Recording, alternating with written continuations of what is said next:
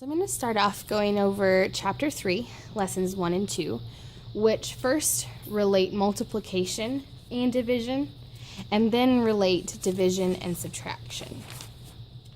So first, multiplication and division. They're actually opposites, and I usually abbreviate them so the kids can too. They're opposites. And the general principle is that you more quickly add or you more quickly subtract because you add by groups or subtract by groups.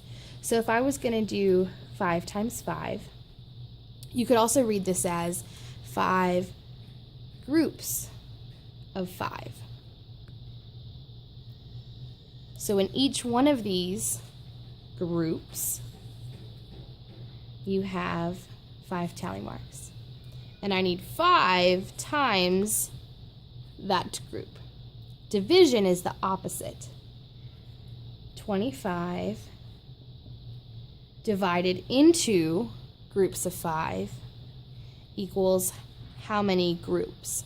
So you start with a big number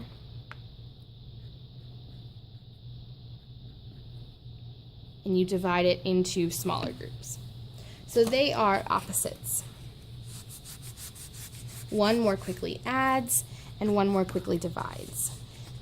When students say, I don't know what that division problem is, for example, in the book, they use 15 divided by 3.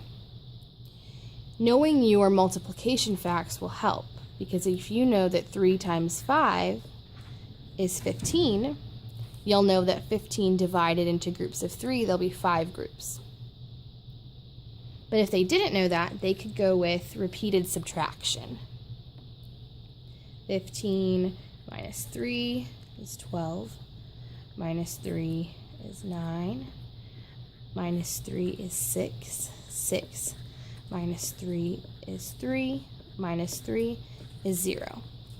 And then I have them circle how many times they subtracted 3.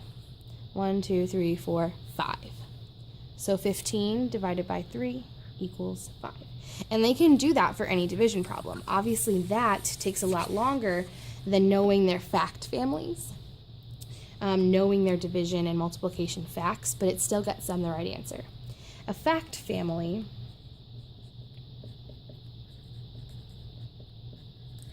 is knowing that 3 times 5 is 15. 5 times 3 is 15. 15 divided by 5 is 3. And 15 divided by 3 is 5. Knowing those facts makes it so much faster to do any problems that deal with that fact family. That's why it's so important that the students know those multiplication facts, because they directly translate into division facts.